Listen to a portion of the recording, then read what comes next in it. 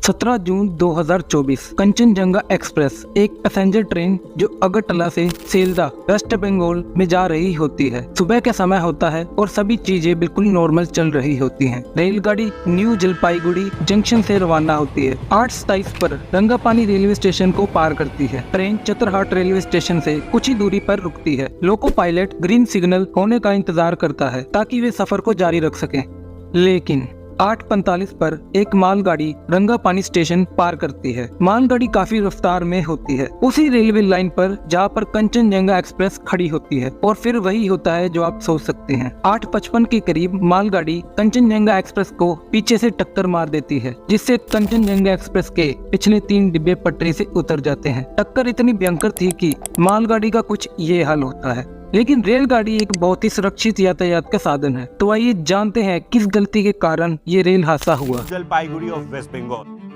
के रहने का संभावना है, तो उसी आखिर ये हादसा कैसे हुआ? किसी का फ्रैक्चर हुआ है।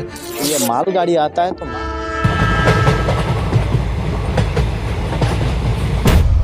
कंचनजंगा रेल हादसे में कुल 11 लोगों की जान गई और 60 से ज्यादा लोग घायल हैं। मालगाड़ी के लोको पायलट और कंचनजंगा एक्सप्रेस के ट्रेन मैनेजर की मौके पर ही मौत हो गई। घायलों को नॉर्थ बंगाल मेडिकल कॉलेज में इलाज के लिए भर्ती किया गया है। क्रैश के चलते 19 रेलगाड़ियों को कैंसिल किया गया और 22 ट्रेनों को डाइवर्ट किया गया। गुवाहाटी की ओर जाने वाली लाइन को शाम को ही शुरू कर दिया गया था और दूसरी लाइन 18 जून को सुबह ही बहाल कर दी गई थी। क्रैश वाली जगह सबसे पहले आसपास के इलाकों के लोग पहुंचे। उन्होंने ट्रेन के मलबे को हटाया और घायलों और मृत लोगों को बाहर निकालने की कोशिश की। रेस्क्यू टीम कुछ घंटे के बाद पहुंची।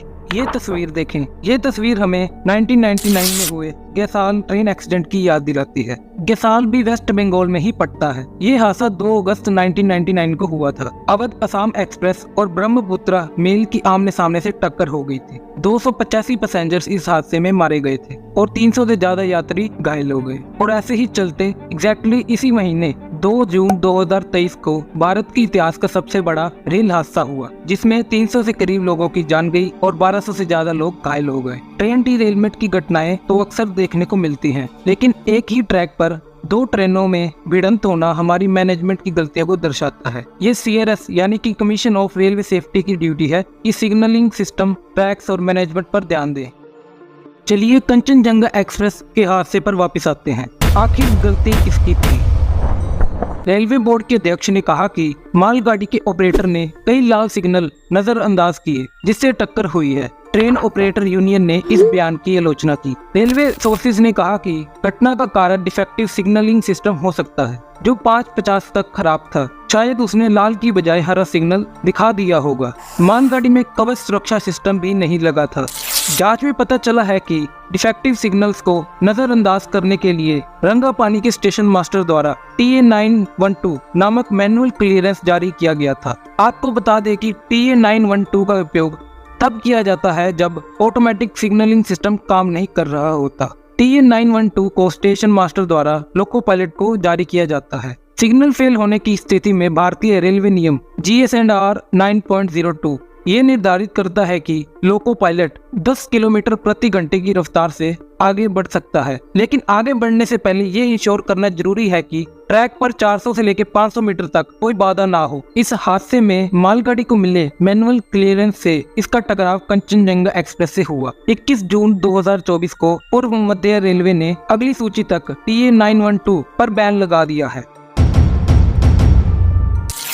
रेलवे मिनिस्टर अश्विनी वैष्णव क्रैश साइट पर पहुंचे और वहां का जायजा लिया। रेल मंत्रालय ने मृतकों के लिए 10 लाख, गंभीर रूप से घायल लोगों के लिए 2.5 लाख और कम घायल लोगों के लिए 50,000 रुपए के मुआवजे की घोषणा की है। PM नरेंद्र मोदी ने भी मृतकों के लिए 2 लाख और घायलों के लिए 50,000 मुआवजे की घोषणा की है। ये मुआवजा prime minister national relief fund की तरफ से दिया जाएगा। त्रिपुरा के CM मानिक साहा ने भी पीड़ितों के लिए 2 लाख रुपए देने का वादा किया है। इंडियन प्रेसिडेंट श्रीमती द्रौपदी मुर्मू ने घायलों के शीघ्र स्वस्थ होने की प्रार्थना की। 17 जून को पीएम मोदी ने अपनी संवेदना व्यक्त की। कांग्रेस के मल्लिकार्जुन खड़गे ने अपनी संवेदना व्यक्त की और रेल मंत्रालय की निंदा की। वेस्ट बंगाल की मुख्यमंत्री ममता बनर्जी ने कहा कि राज्य बचाव कार्यों के लिए पूरा सहयोग कर रहा है और ममता बनर्जी ने यात्रा सुरक्षा पर ध्यान केंद्रित न कर पाने के लिए केंद्र सरकार की आलोचना की। आइए अब डिस्कस करते हैं इस तरह के हादसों से कैसे बचाव किया जा सकता है।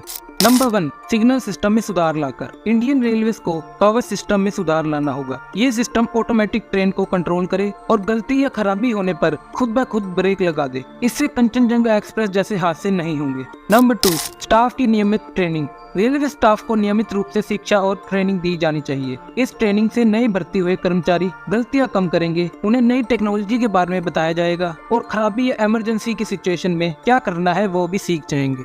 नंबर 3, कम्युनिकेशन सिस्टम में सुधार। ये सबसे जरूरी मुद्दा है। लोको पायलट्स के साथ स्टेशन स्टाफ की डायरेक्ट बातचीत होनी चाहिए। इसके लिए उचित साधन होने चाहिए। Loco pilot, signal operator, station master सभी कोऑर्डिनेशन में काम करने चाहिए ताकि मानवीय गलती ना हो।